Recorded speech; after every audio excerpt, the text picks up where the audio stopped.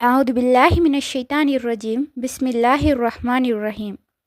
அல்லாஹ்வின் அருள் கொண்டு அல் குர்ஆனின் ஒளி உங்கள் இதயங்களை பவளமாக மாற்றட்டும் இன்ஷா அல்லாஹ். நூருல் குர்ஆன் ஒஃபிஷியல் யூடியூப் சேனல் ஊடாக உங்களுக்கு சலாத்தை தெரிவித்துக் கொள்கின்றேன். அஸ்ஸலாமு அலைக்கும் வரஹ்மத்துல்லாஹி வபரகாத்துஹு. நிச்சயமாக என்னுடைய பதிவுகள் அனைத்தும் எனக்கே முதல் நினைவூட்டல். இன்றைய பதிவில் நாம் பார்க்க இருப்பது, இந்த உலகத்தில் பிறந்த ஒவ்வொரு மனிதனுக்கும் தவிர்க்க முடியாத ஒரு உண்மையான சம்பவம் இருக்கின்றது. அதுதான் மரணம். ஆனால் ஒரு முஹ்மினின் மிகப்பெரிய ஆசை என்ன தெரியுமா? வாழ்க்கை எப்படி இருந்தாலும் இறுதி நேரம் அல்லாஹ்வின் திருப்தியுடன் ஈமானுடன் நல்ல முடிவாக அமைய வேண்டும் என்பதுதான். அதனால்தான் நபிமார்கள், நல்லடியார்கள் மற்றும் இறை நேசர்கள் அனைவரும் அல்லாஹ்விடம் நல்ல முடிவை வேண்டி அதிகமாக துஆ செய்தார்கள்.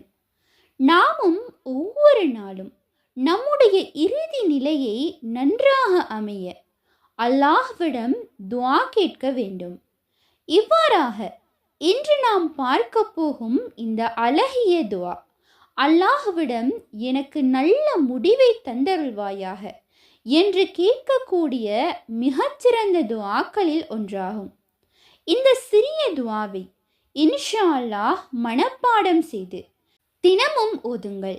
நம்முடைய இதயத்தில் மறுமையை பற்றிய சிந்தனையையும் அல்லாஹ்வின் நெருக்கத்தையும் அதிகரிக்க இன்ஷா அல்லாஹ் உதவியாக இருக்கும்.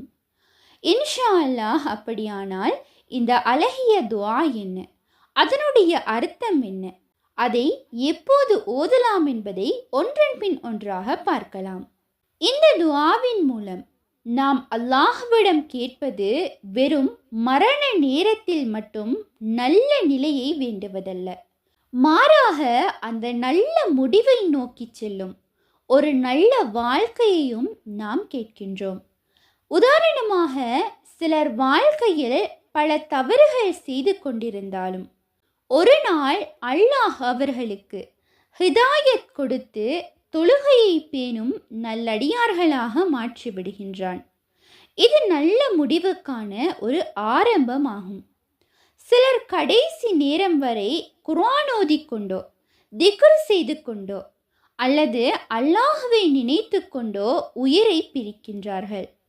இது ஒரு முஹ்மினுக்கு கிடைக்கக்கூடிய மிகப்பெரிய பாக்கியங்களில் ஒன்று. மேலும் இந்த துஆவை அடிக்கடி ஓதுகின்ற ஒருவர் தனது செயல்களை சுயமாக சிந்திக்க தொடங்குவார். நான் இன்று செய்யும் இந்த செயல் எனது இறுதி முடிவுக்கு உதவுமா என்று தன்னைத்தானே கேட்க ஆரம்பிப்பார்கள். இதனால் பாவங்களை விட்டு விலகவும் நற்செயல்களை அதிகரிக்கவும் தூண்டுதலாக அமையும்.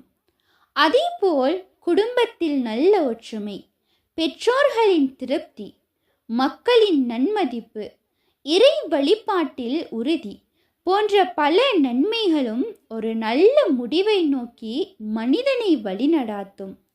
எனவே இந்த அழகிய துஆ நாம் வெறும் வார்த்தைகளாக மட்டும் ஓதாமல் அதன் அர்த்தத்தை உணர்ந்து நல்ல முடிவை தரக்கூடிய வாழ்க்கையை வாழ முயற்சி செய்ய வேண்டும்.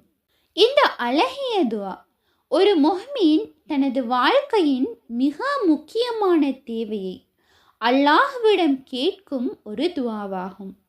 ஏனெனில் ஒரு மனிதனின் வெற்றி அவன் எவ்வாறு வாழ்ந்தான் என்பதில் மட்டுமல்ல, அவனுடைய முடிவு எவ்வாறு அமைந்தது என்பதிலும் இருக்கின்றது.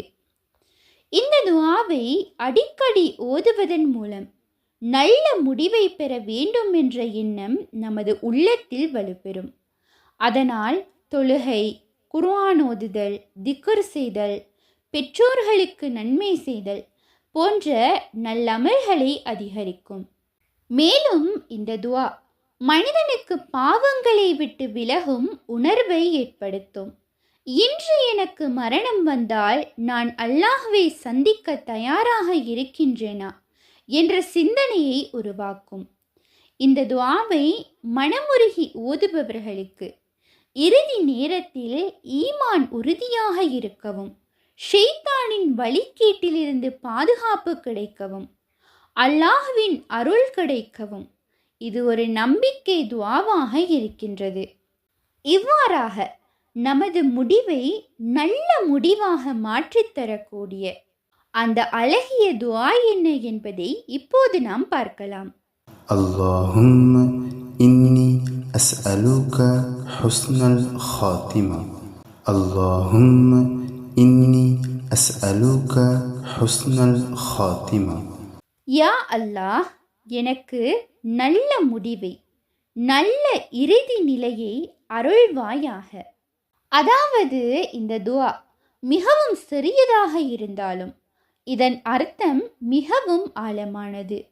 ஒரு மனிதன் தன்னுடைய வாழ்க்கையில் செல்வம், பதவி, புகழ் போன்ற எதையும் பெற்றிருக்கலாம். ஆனால் அவனுடைய இறுதி நிலை அல்லாஹ்வின் திருப்தியுடன் அமையவில்லை என்றால் அவை அனைத்தும் அவனுக்கு உண்மையான வெற்றியை தராது. அதனால்தான் இந்த துஆவில் நாம் அல்லாஹ்விடம் எனது இறுதி நிலையை நல்லதாக ஆக்குவாயாக என்று கேட்கின்றோம்.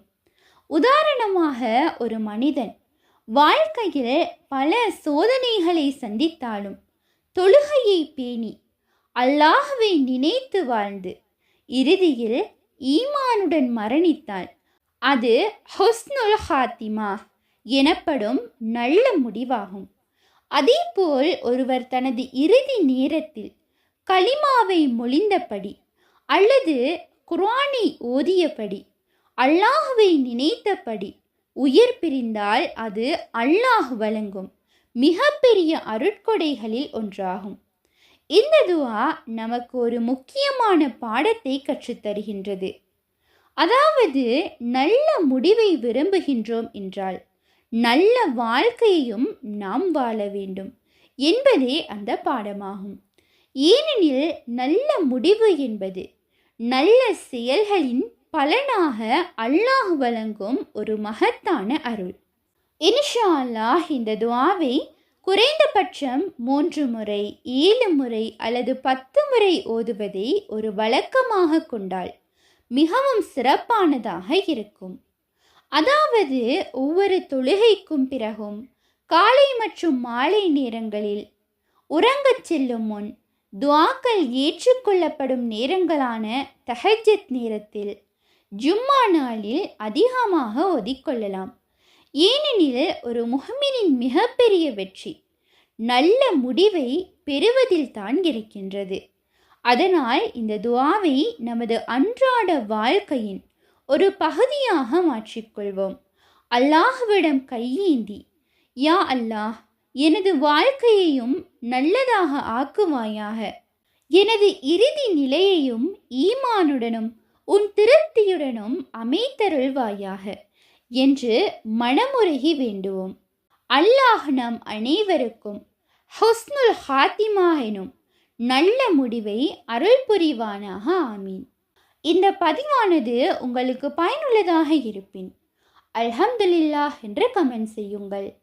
மேலும் உங்களுடைய மேலான துஆக்களில் என்னையும் சேர்த்து கொள்ளுங்கள். இன்ஷா அல்லாஹ் மற்றும் ஒரு பதிவில் சந்திப்போம். உண்மையான அறிவை தேடும் வழி அல் குர்ஆனாகும். உங்கள் ஆதரவுகளுக்கு ஜஸாக்குமுல்லாஹ் ஹைரன். தொடர்ந்தும் எம்முடன் பயணியுங்கள். அஸ்ஸலாமு அலைக்கும் வரஹ்மத்துல்லாஹி வபரகாத்துஹு.